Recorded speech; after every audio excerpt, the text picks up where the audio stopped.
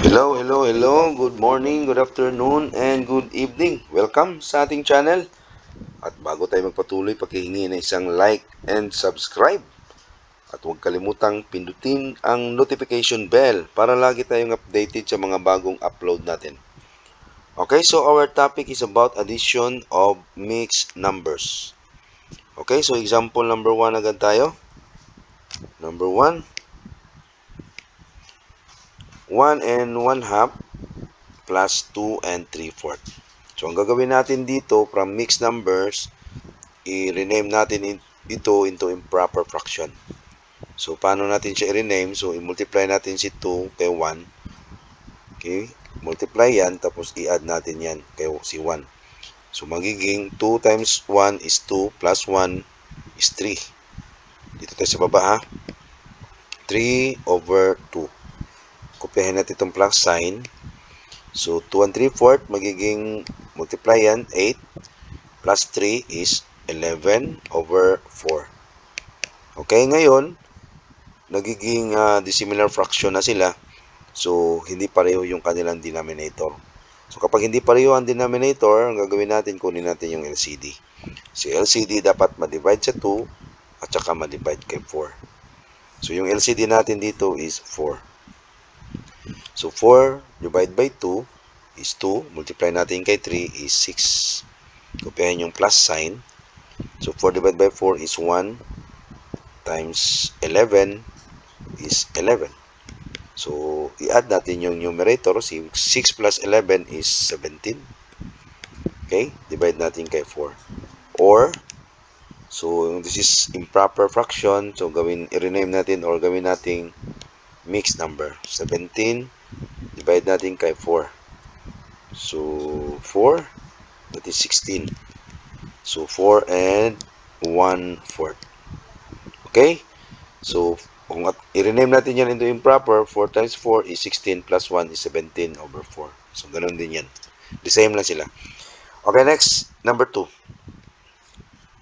Negative 1 and 2/3 plus 3 and 1/4.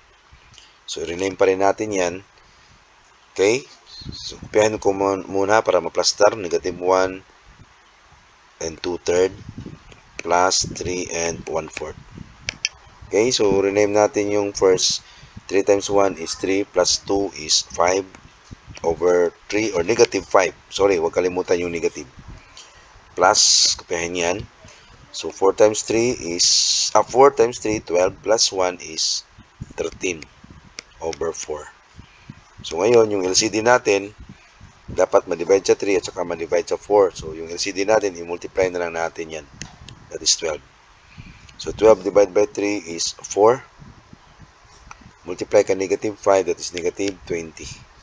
Kopyahin yung plus sign.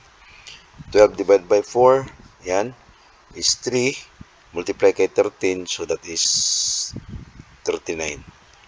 Okay, ngayon, hindi pareho yung sign ng numerator, negative 20 at saka positive 39. So, kapag hindi pareho, we have to copy the sign of the bigger number and i-subtract.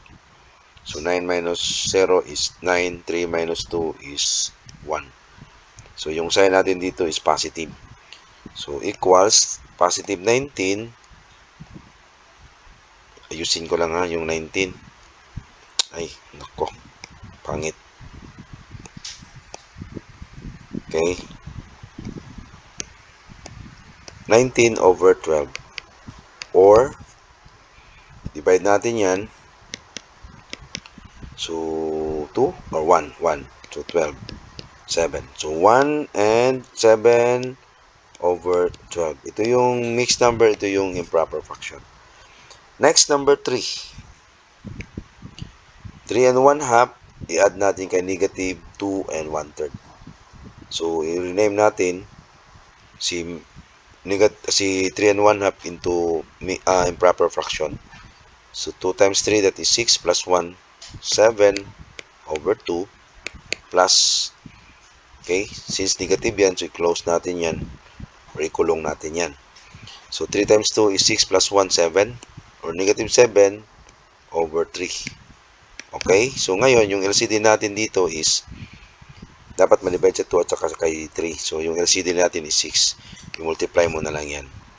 6 divided by 2 is 3. Multiply kay 7, that is 21. Kopyahin yung plus sign. Okay, so 6 divided by 3 is 2. Multiply natin kay negative 7, that is negative 14. Okay, next. So, baba tayo ha.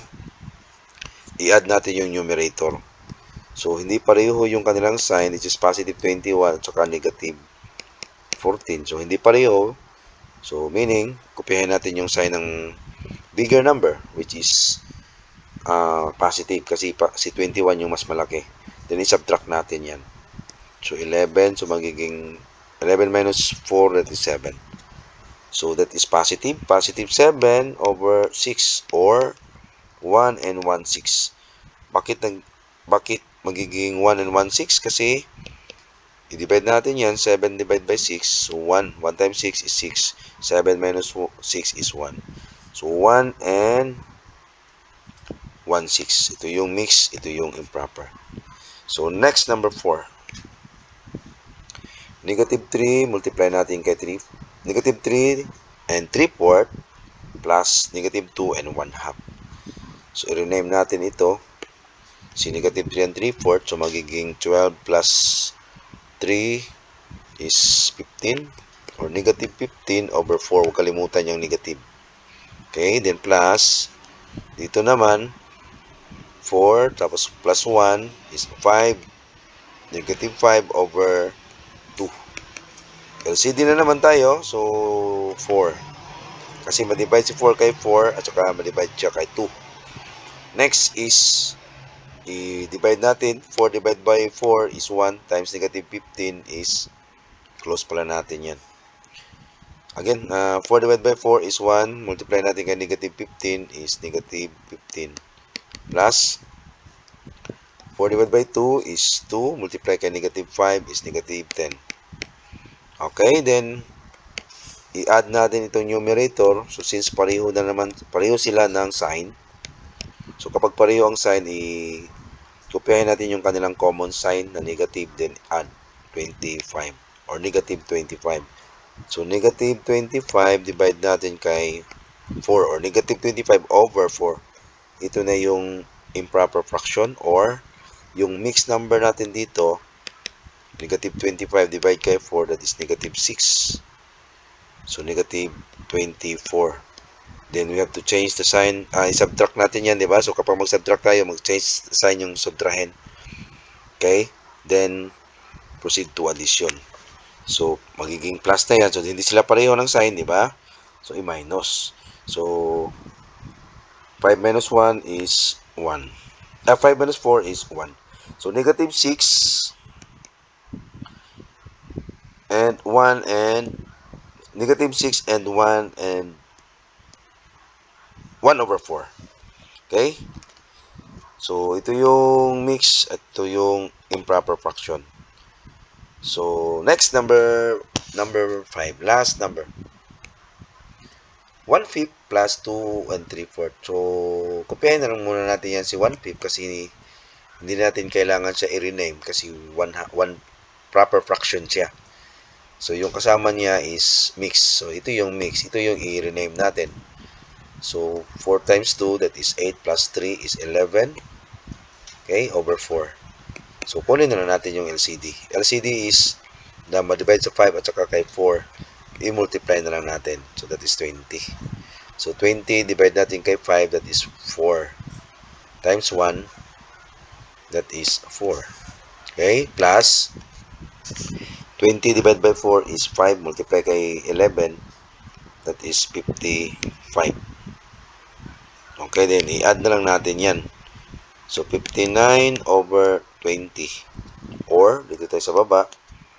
Ito na yung mix, di ba? Kaya improper. So, ang mix niyan, 59 divided by 20. So, hindi pwede 3 kasi 60. So, 2. 40.